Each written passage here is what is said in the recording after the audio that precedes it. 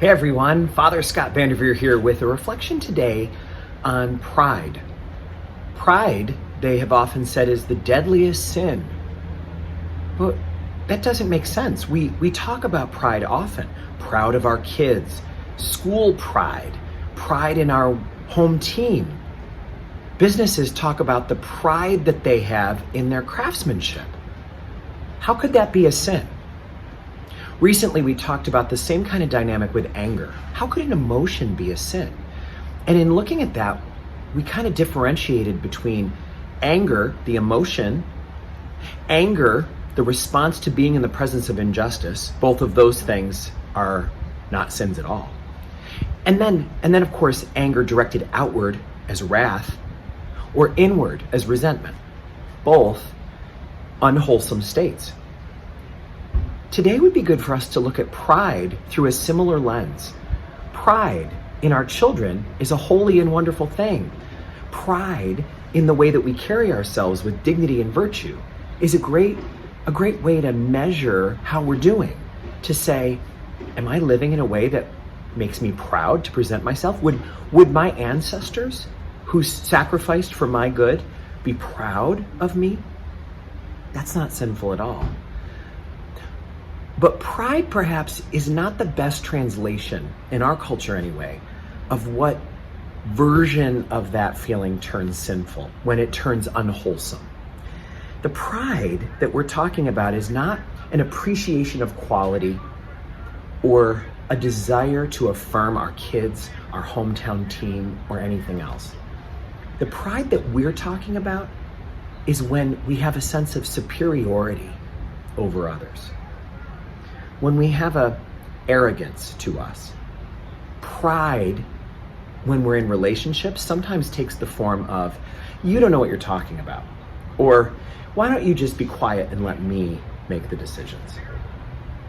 That's an obvious way where pride shows up, in the arrogance of someone who is holding themselves as more important than others. That's obvious. But sometimes, for those of us who are striving to live virtuous lives, pride takes the form in thinking that we know better how others should live than they do. That's a form of pride that is very quiet, very insidious, but can be really toxic. That kind of pride tells us that we know better than other people how they should be living. We know better what God made them for, what their lives are directed toward. It's an interesting and really unusual way for us to understand the freedom that God gives each human being. A woman told me a very humble and sensitive thing. She said, sometimes I so get into thinking that I know better how other people should live their lives than they do, that I realized it was the reason I became a caregiver for people who were terminally ill or had dementia. I liked the ability to dress them in the clothes I thought they looked the best in, to put them in positions that I thought would be most comfortable, to take them on activities that I thought would be most therapeutic. It was so relaxing, she said, to have somebody who didn't fight back when she told them how to sit, how to look, how to eat, how to live. And she said, it's so embarrassing to realize that my motivations for working with the terminally ill and those with dementia were not pure. They were based on me thinking I knew better how they should live, look, eat, hold themselves than they did. That's why perhaps the antidote to the sinful form of pride, the antidote to arrogance or a sense of superiority, even if it's subtle, is for us to be able to be humble, to realize humble from humus, from the earth, from the soil. We're from the same soil as everyone else. We're made of clay, just like everyone else. We're no better or worse than anyone else.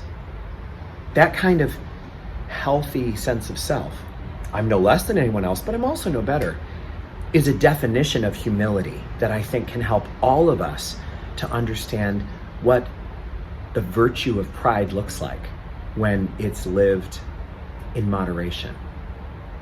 When we allow ourselves to be appreciative of quality and of connections and of nobility, but we don't let it turn into arrogance or superiority. What a great thing for us to think about, especially since all of us tend to like our own ideas better than others, don't we? Let us go forth into this day, keeping an eye out for the forms of pride that are unwholesome and seeking a path of humility.